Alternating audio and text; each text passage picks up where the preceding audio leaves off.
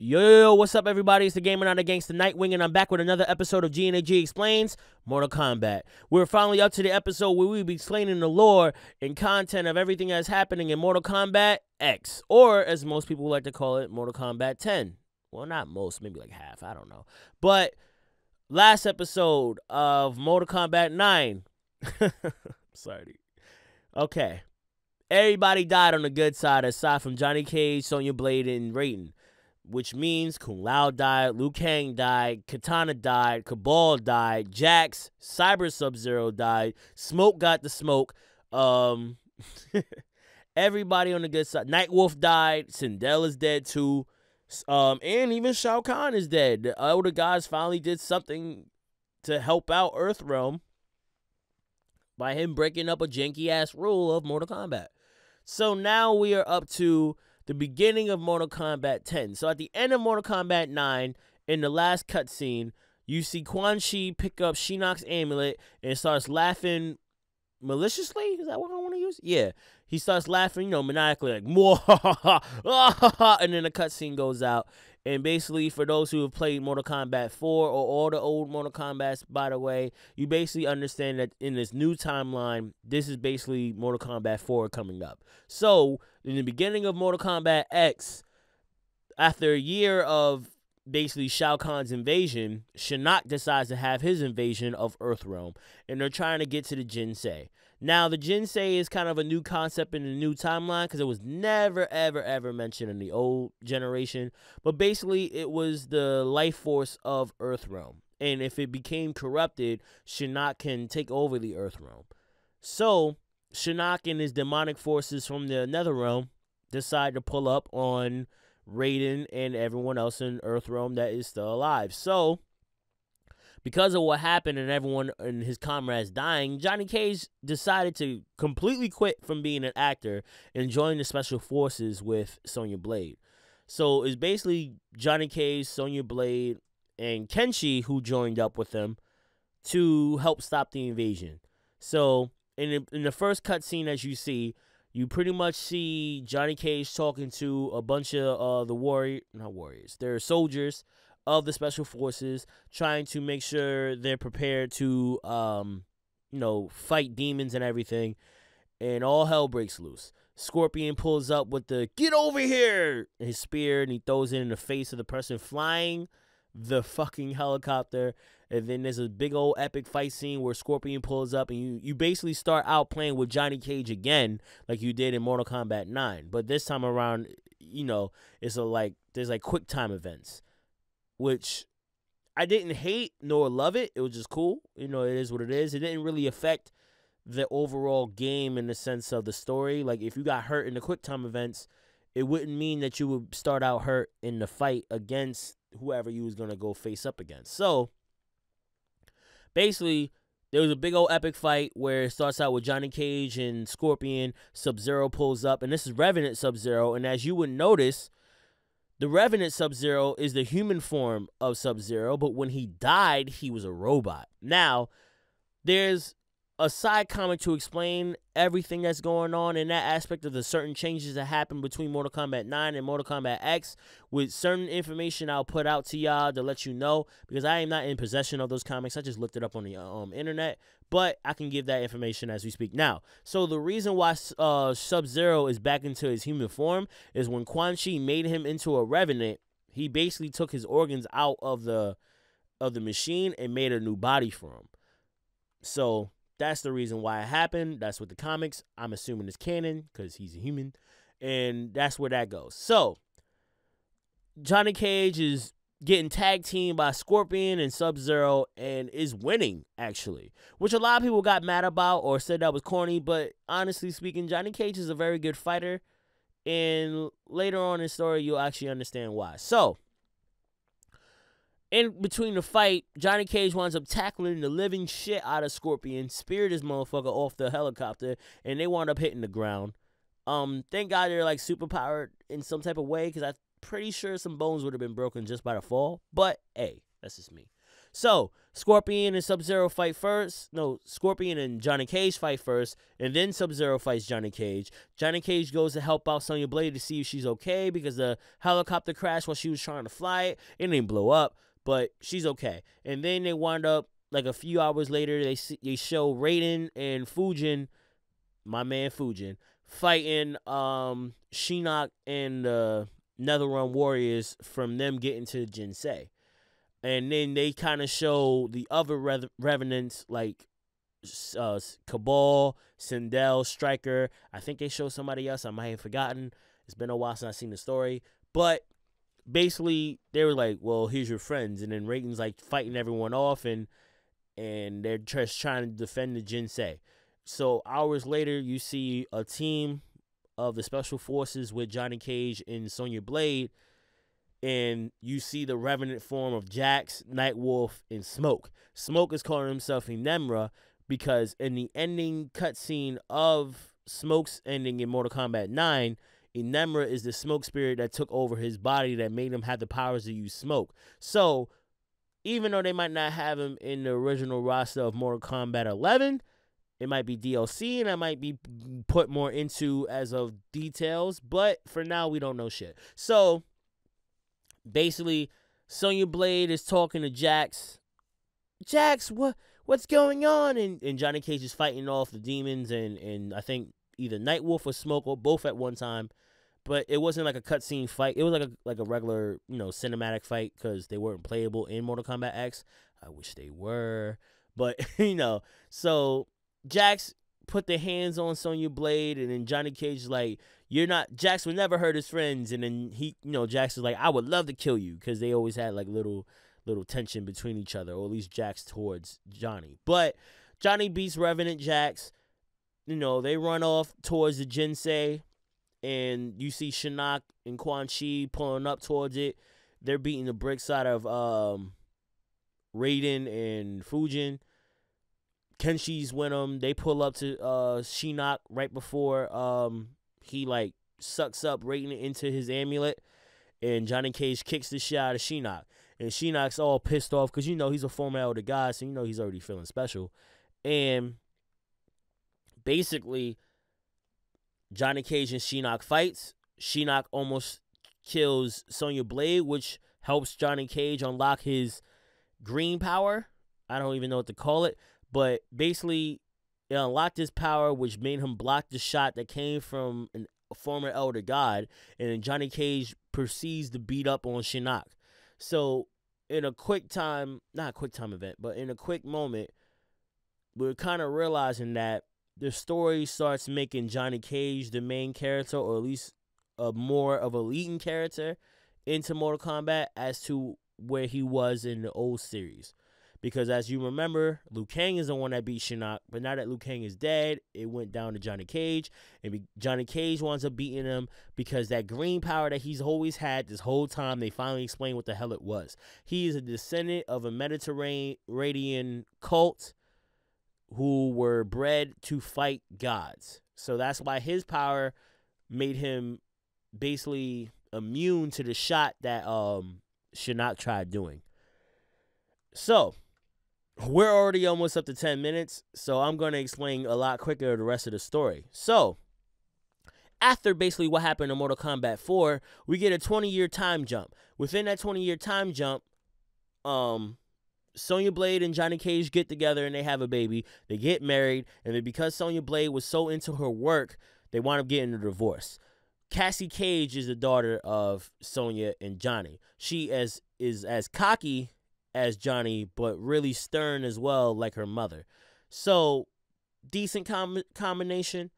Also, in between the time, Scorpion, Sub-Zero, and Jax got released from the Revenant forms of Quan Chi after Assault went down in the Netherrealm, where Sonya Blade beat the shit out of Quan Chi and stomped him in the nuts at the same time of Johnny getting stabbed through the chest and getting helped out by Raiden. It wound up helping release those three. So because of that, After that, Jax wound up leaving the Special Forces and living his own life, which he winds up having a daughter called Jackie. Jackie and Cassie are also the new characters of the game that you start playing with during the story mode. As well as Raiden finds Kung Jin, or Kung Jin tries robbing Raiden. He finds him, and Kung Jin is the cousin of Kung Lao. Kung Jin is really mad at Raiden, for good fucking reason, that his cousin has died. So, and they kind of allude in the story. They didn't go into it too hard, but they basically alluded that Kung Jin was gay. Didn't matter to me. I know some people, there's always someone out there that'll be hating on it, but I thought that was a cool way to allude to it. Like, the Shaolin monks will not accept me. Like, we accept anybody of their lifestyle, as long as you got hands. Basically, like, so Kung Jin winds up joining the Shaolin monks, or the Shaolin, and basically, learning how to fight, with his bow staff and everything like that. And he's really good in the game, actually. He's not my favorite, but he's pretty dope. And then, in between the time, Kenshi finds his son, or gets his son to live with Scorpion, who's now Hanzo Hazashi. I always say Hanzo Wattori by accident. Samurai Warriors, y'all know. So, basically, Scorpion trains Takashi Takeda. A lot of things happen with the Kamidogu and the blood daggers and Raiko, and I'll probably explain that in another video in depth, because that's a whole nother arc that's not even in the game. It should have been, though. But, it is what it is. So, now you have, basically in the story, you set up the new generation, like they call them the Mortal Kombat kids, but basically the new generation of defenders of the realm, and Johnny Cage is leading them and training them. That way they can be good as a team. So, basically, they go on their first team. You realize that Kung Jin is a dickhead. Cassie is trying to lead the team, but it's just not there yet. Jackie's just with the shits, and Takeda, Takashi, just Takashi Takeda, but Takashi is really with the shits too, and he's feeling Jackie. And I like this personally, because I like those two characters, and I like the couple. I like the relationship they made up. It's dope. I like it. So, basically, they pull up to the Lin Kuei where Sub-Zero's at, and basically it was like a test for them to win, and they lost because Sub-Zero waxed all four of them in a row, which is like, yeah, it's not surprising to Sub-Zero, and plus he had the Dragon Medallion. I don't know if it's the same enhancement as it was in Mortal Kombat Deception, but Sub-Zero should be able to beat the four of them up. Dolo. And it was one-on-one each. It wasn't like they jumped them, so it's like, Sub-Zero's good at one-on-one. I don't know how he is on jumping. We know Liu Kang ain't good with jumps. But, but basically, it was like a lesson for them to learn, Kung Jin not to be such a dickhead, I guess Cassie to lead the team a little bit better, stuff like that. And then they wound up getting a real mission to go to Outworld to just handle some situations, because in the middle, in between Mortal Kombat, in between Shinnok's invasion and that 20-year gap, Melina and this guy named Kotal Khan, who's also a new character, are having a civil war to take over Outworld, and basically Melina's losing. In between that time, Girl got his arms cut off by Kotal Khan. I think Kotal Khan also killed his pops. Kentaro got his head ripped off in the whole Raiko situation by someone else. I think it was by Raiko. Sheesh. Rain got Rain. I'm gonna put this in another video, but I gotta tell y'all about that. I can't even wait to do that, yo. But let's go back. So you see Kano in Outworld talking to Kotal Khan, and basically you've come to find out through the Kano being a black dragon, he was sent to kill Kotal instead of work with Kotal. But Kotal beats the bricks off of him, and then you kind of see Rain trying to fight. Rain got his ass beat too. You see Aaron Black in that whole scenario, and Aaron Black is also a new character. He's a returning character in Mortal Kombat 11, and he's basically this mercenary that works for anyone for whatever dollar they pay him. And he's originally from Earthrealm, but he's in Outworld, and there's something going on where he either made a deal with Shang Tsung or something that he can live a lot longer. So he's a lot older than he would seem, but it's not confirmed to me. It's just something that I looked up. But basically, the civil war is going on. Kotal Khan is winning. They're fighting to get the amulet from him. which is Shinnok's amulet. That way, you know, I guess they can get back into rule. This amulet has always been shown throughout the whole Mortal Kombat mythos ever since, I guess, either Mythologies or 4 came out. And I guess they're going to continue doing it as such. But basically, I'm trying to get there. Afterwards, the Mortal Kombat kids goes to Outworld and to talk to Kodokan. They see someone getting executed because they stole something. Aaron Black is trying to tell him, like, yo, don't do no dumb shit. And Kung Jin's like, nah, I can't let this person die for being a thief. I used to be a thief. You know, basically like that. And basically, Kodokan fights Kung Jin, and Kung Jin beats Kodokan. Now, honestly speaking, I thought it was really funny that he beat Kodokan. Because I know if it was Shao Kahn, Kung Jin would be just as dead as his cousin. But, if not more dead. But I guess, like, they had a Reiko Accord, and they basically had a thing of, like, hey, if I beat you, you don't kill this dude, and you let us rock. And I guess because Kung Jin won, that saved them. But they wound up getting captured and put into prison anyway because they disrupted the execution. So, they go along. You see Devorah. Devorah is also a new character. There's a lot of new characters in Mortal Kombat X compared to Mortal Kombat 9. And Devorah, like this real fucking bug lady. She's ugly as shit. But, you know, kind of fits Mortal Kombat. And you come to realize that she's working under Kodokan, but she's actually working under Quan Chi and Shinnok to resurrect Shinnok. Scorpion, I'm like skipping shit because I'm not trying to say the whole thing, but I'm not trying to like skip important information as well for y'all. But basically, Mortal Kombat kids are in prison. They somehow get out and they fight the warriors of Outworld, basically like Aaron Black, Devorah, Reptile, Ermac, my bad. And, you know, they beat them up and like take them down so they can escape and get to where they need to get to because they basically figured out that the Shinnok's amulet is missing. Melina gets killed by Devorah with the most grotesque girl-on-girl kissing I ever seen in my life. And and basically Melina's dead. So she's not going to be in Mortal Kombat 11. She's dead. But they go back. So they come to find out that Devorah has the amulet. They try to pull up on Quan Chi, I think once again.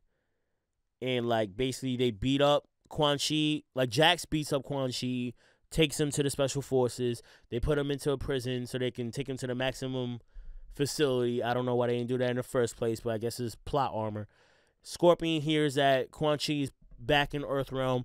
Scorpion is not really a forgiving fellow, as we all know. So him and the Shiro Ryu, the second version of the Shiro Ryu, I'll explain that in the next video, basically pulls up. They beat up and capture the special forces.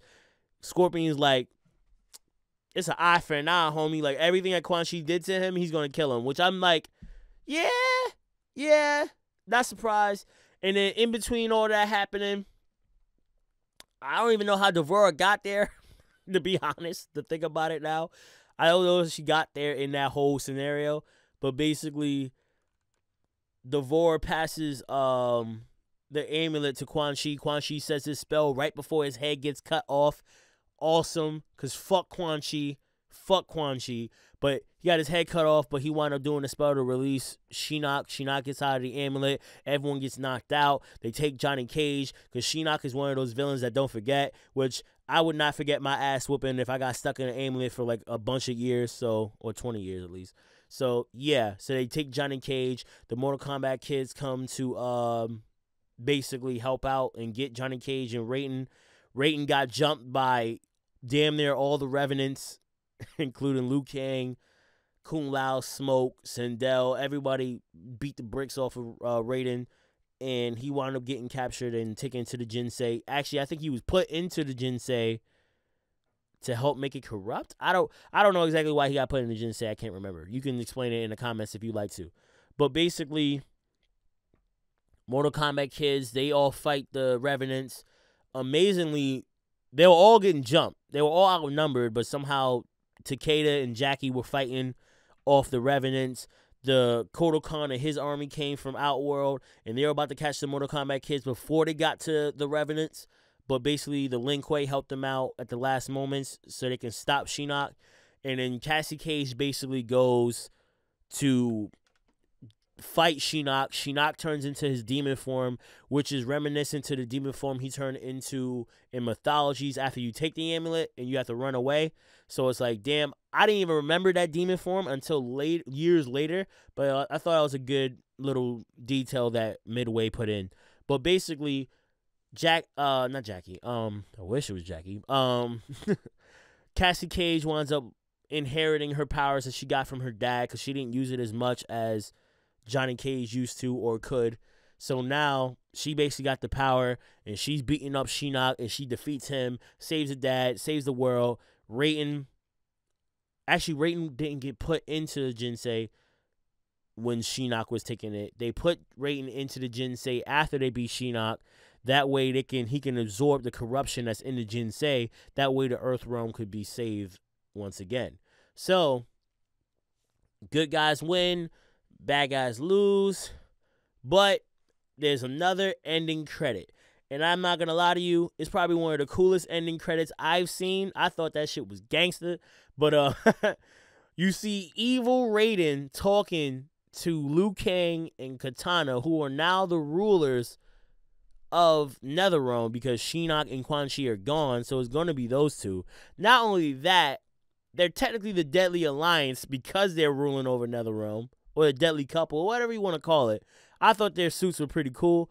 But to go back into it, you see Evil Raiden, or Corrupted Raiden, talking to them, basically saying, yo, man, we tired of this bullshit with everyone pulling up on Earthrealm, so we're just going to pull up on all y'all. Anyone that's a threat to Raiden is catching all the smoke. That's basically what Raiden was saying from the jump, and he's like, and there's worse fates than death. And you see him pull out the head of Shinnok, and he throws it towards them.